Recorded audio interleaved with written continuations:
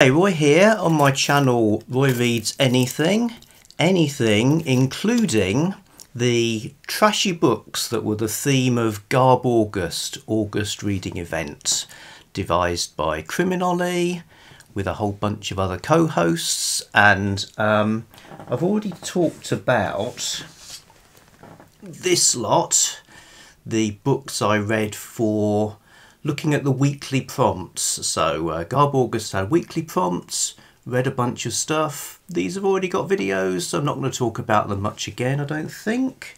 But I read other stuff too.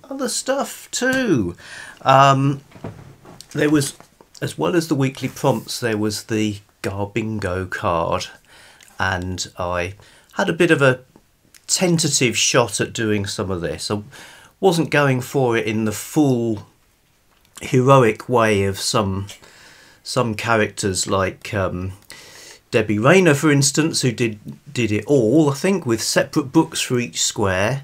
I used you know, a book might do multiple ones. So Virgin Witch, for instance, did 5 of the squares, being a dirty book, a book with Satanists, a book with nudity on the cover, a book published under a pseudonym, and a book I'd be ashamed to read in public. But I thought I'd knock off a few of the others. One was the centre square, the Pax square. So as a tribute to Pax Panic, fantastic booktuber who sadly passed away recently, and green being her signature colour. Well, there are 2 things you could do: read a book with green on cover, or a book that Pax read last August. I actually tried to do the second thing with The Devil's Laughter by William Johnstone, but I DNF'd that. I just couldn't stand the central character. So, looking for a book with green on the cover, I came across a Doc Savage novel called The Feathered Octopus. The Feathered Octopus. Of course you did. With a brilliant green cover. As you see, he's fighting a regular octopus with no feathers. The Feathered Octopus is actually a sort of human supervillain, and that's his sobriquet, but there is a real octopus in it as well. So that was a lot of fun, quick read. Not the best Doc Savage. It wraps up quite quickly, as if the author ran out of time and squeezed in lots of action in the last few pages. But you know, it's fine. You can't beat a bit of Doc Savage. And it had a feathered octopus in it. And it had a feathered octopus in it. There are not many books you can say that about. Flowers in the Attic was another one. So Flowers in the Attic by V.C. Andrews, or Virginia Andrews, as we refer to her in this country. This book I'd seen around for years and years, and kind of always sort of wondered what the fuss was about. It's a V.C. Andrews book. It's a square on here. There's a bit of a group read going on MJ's Discord, so I thought I'd give it a go to satisfy my curiosity. And it's, you know, it's got that thing in it that made it controversial. It's quite good as a way, I thought, a way of doing a modern day Gothic story. It's not set in modern day, but a contemporary Gothic story that's not supernatural. I think if I'd just picked it up and knew nothing about it, I might have stopped after a bit, because it's got little kids in it. So I would go, little kids? Nope. But it's okay. Like a lot of people, I find some of the characters annoying, particularly their sort of inaction in the face of the situation they find themselves in. I won't be reading one of the many sequels or similar books, but I now know what Flowers in the Attic's like, so guess that's good. Another thing I read on Kindle was Rattus New Yorkus by Hunter Shear, which is an animal attack book. A lot of fun, quick read. I think it suffered because I'd recently read The Rats by James Herbert. I was kind of all ratted out, really, but yeah, it was fine. Then in the world of physical books, I'd pulled down this Dracula's Lost World volume to make some obscure point about the nature of trashy books. And I was looking at it and saw that it had that most marvellous of things in a paperback as an indicator of possible trashiness, a cigarette ad. In fact, it's one of the squares on here, cigarette ad. So let's see, what is it actually for? Kent, king size or deluxe 100s, or menthol. So yes, Dracula's Gold. Not Dracula's Gold, there is one called Dracula's Gold. Dracula's Lost World in a series, the Dracula horror series. This is into the series a bit, number 7.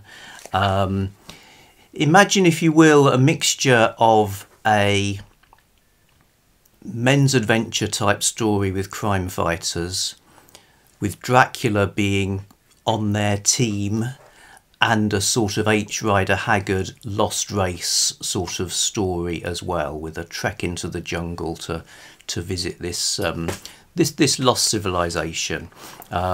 So very pulpy. It hangs together somewhat awkwardly given that mixture of ingredients, but yeah, had some fun with that. And cigarette ad.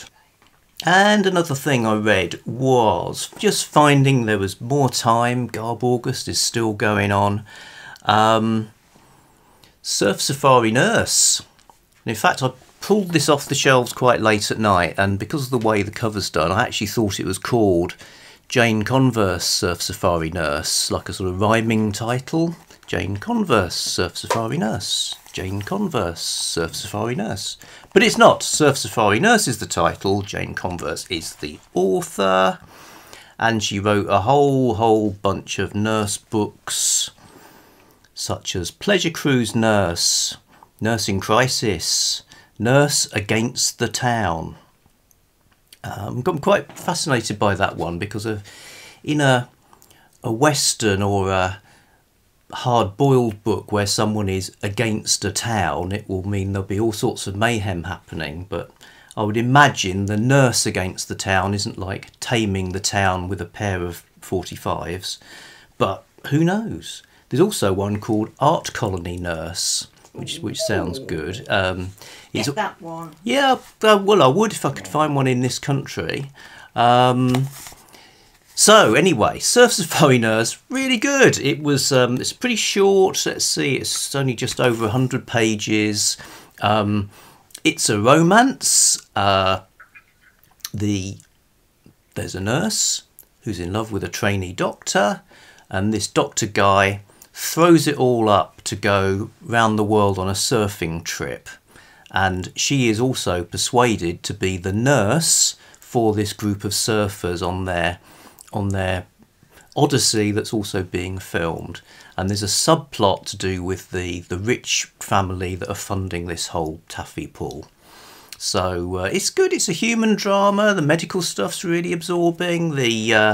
The sort of, I mean, it's from 1967, so there's lots of hip slang plus all the surfing language. So that was a riot, and I would definitely look for more Jane Converse if I can find any. But still, I had time left, and I saw on a supermarket charity shelf an incredibly battered copy of James Herbert's Lair, which is the sequel to Rats. So Rats I'd really enjoyed. This was there. You donate £1, and so I thought, well, I've got to get it. I can pretty much try and finish it by midnight when we all turn back into literary scholars. And as I was walking away from the supermarket, I actually saw a rat running across the car park into some undergrowth. So I thought, well, this is amazing. You know, the book comes in sense-round. You're never more than 6 feet away from one. Well, exactly. Yeah. And this was good. It's kind of more of the same, but by this time James Herbert's really developed as an author. There's more more variety to the shocks, you know, as well as horror. You get some sort of uncanny creepiness, a bit more character development in the humans, not so much the rats. So that was good. I was hoping the rats were going to achieve sentience and become our rat overlords. Well, it's moving in that direction. There's still another book to go. But did I just read trashy things in August? Not really, because I also read Gladiator by Philip Wiley, a science fiction adventure novel from the early 20th century sometime. Is thought to be a sort of potential influence on the idea of Superman. So this guy's, his scientist father gives him some kind of enhancement through his injection into his mother's womb, I think. And so he's basically super. And the cover's very misleading because he spends most of the time in kind of existential agony about what does he do with his powers, things have gone wrong, etc., etc. This was a read in Roger's Cheap Old Book Club on the channel of Michael K. Vaughan. And yeah, another hit from that stable. Also, we're on holiday and I discovered or started on to a new detective series. So whenever we go to the northeast of England in bookshops, I've noticed a huge row of these L.J. Ross novels. There's about 20 of them, maybe more, and that they're set in real places in the northeast. So Holy Island, also known as Lindisfarne, is not quite an island because it has a sort of it's a sort of promontory that's cut off by the tide regularly, but not all the time. So sometimes you can cross. It's called a tombolo. It's called a tombolo. It's called yes. a tombolo. You should have called it tombolo. So I'd seen these books and sort of thought, oh, I wonder what they're like, you know. So I thought I'll take the plunge, buy one. And at first I thought I might not be going to like this because burned out detective, drinking too much, ritualistic slaying, seemed a bit, you know, the elements seemed a bit familiar. But as it went on, I really warmed to the characters, the main detective guy, the rest of the ensemble cast. There's obviously a lot of juice being put into it to create a series, and we know this place pretty well, and it was, you know, it's interesting seeing the settings of you know, quite a unique place being used for being littered with bodies. Yeah, L.J. Ross. I'm torn now because my original thought was, oh yeah, well, whenever we go there, I'll get another one. You know, steadily work my way through the series, and it'll be like a holiday thing. But as they're all on Kindle Unlimited, I'm tempted to just power through them and read them like a lunatic because they're really good. No, so, L.J. Ross. We walked to Lindisfarne when the tide was out, do you remember? We did, yes. We went on a pilgrimage that culminated here, walking along, and you can't walk across totally dry. You know, you're always going to get your feet wet at some point. Finally, I also read a Nancy Drew book because I was fascinated to see how a story could actually have Nancy Drew, a girl detective, playing bagpipes, because you don't simply pick up bagpipes and start playing them. Well, you might, nothing good has happened. And I mean, there's nothing that complicated to it. She does actually learn to play the bagpipes, and there's a reason she's dressed in Highland dress, and it's a great Nancy Drew story.